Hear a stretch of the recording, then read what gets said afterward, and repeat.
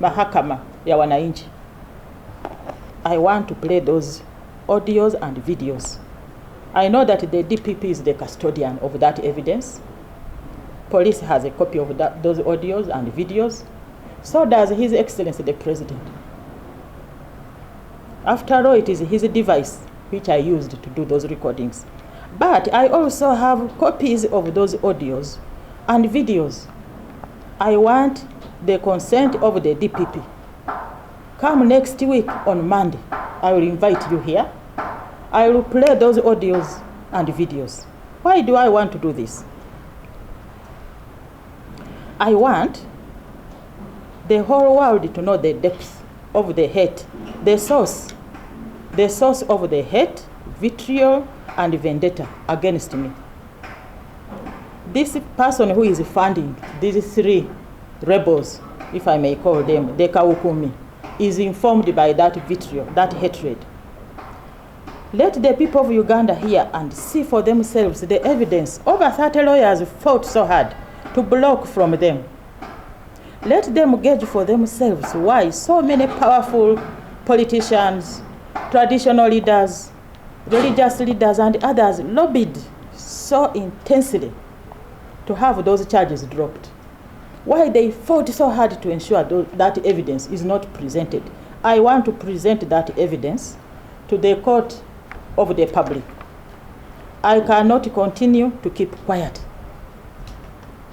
There was no explanation given to me for ending that prosecution. Granted, I did not deserve any, perhaps, but maybe I did.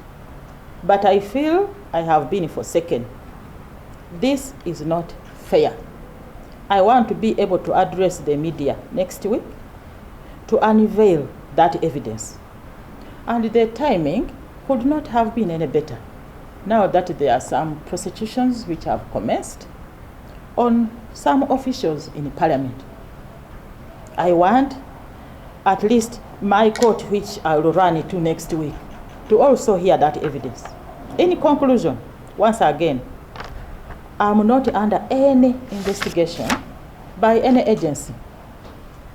The March 2026 letter from the IGG, which is being paraded everywhere, was merely introducing two investigators, not to me, but to the accounting officer of the commission, who has since retired.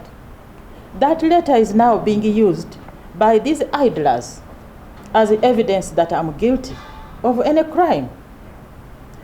But if your only qualification for being a member of the commission is that you lost an election, that you are heavily indebted, loan sharks are running after you, that you go harassing newlyweds, a newlywed powerful couple, no babuzako wechusizo.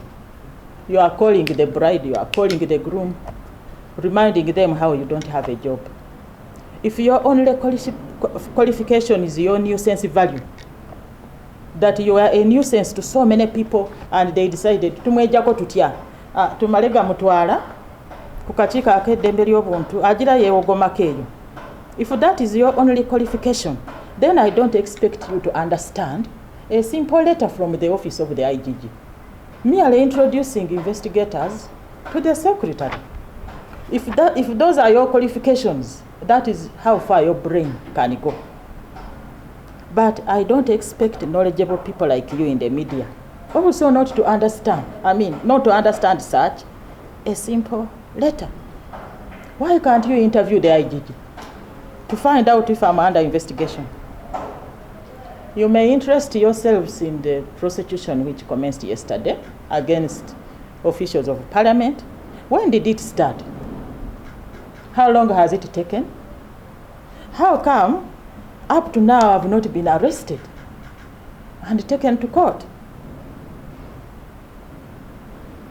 You should also know, if you didn't know, that these same stupid accusations were taken to police, that is CID, to State House Anti-Corruption Unit, to so many ministers, including the Minister of Public Service, the Minister of Justice, of course the IG, and they were rejected as baseless and malicious.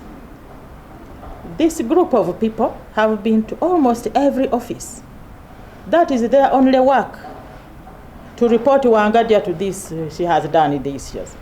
Everyone is disgusted with them if they didn't know. They are now left with you, some of you in the media. Hopefully you now have a proper picture of the reality on the ground. If after this meeting with you, you continue the way you have been doing, then I'm afraid I surrender. But before I invite you to ask me any specific questions, I want to say that the apparent paralysis we are in, something about the apparent paralysis we are in, that all our staff are working normally, the best they can. I have written a letter to His Excellency the President seeking his intervention in our situation. I await his response, which I hope will come soon. Let me address myself to him right now through the media. Your Excellency, the position of Chairperson Uganda Human Rights Commission remained vacant for 2 years after the death of my predecessor, Hajime Dikagwa. When he died in 2019, I was then Deputy IGG, where you had deployed me. You were put under pressure by several stakeholders like civil society, parliament, development partners, the media, academia, etc. to fill that position. You deliberately left it vacant. Some people even wrote to you letters seeking to be appointed chairperson of the Uganda Human Rights Commission. You ignored them. Exactly 2 weeks to the end of my tenure as Deputy IGG, you personally called me. You said I had kept this position vacant, waiting for you to complete your term of office as Deputy IGG. Your Excellency, you told me the reasons why, which I will not delve into. Please know that today, the political rejects, those insufferable, crazy human beings you sent here to work with me, have made it very difficult for me to work. They have made it very difficult for me to do the things we agreed with you in that phone call that I would do them. I want to implore you to act on my letter, which I wrote to you on 2nd April this year. Although I had written that letter a day earlier, that is on 1st April, I made sure I signed it the next day to avoid being misunderstood. There are people who call 1st April Fool's Day.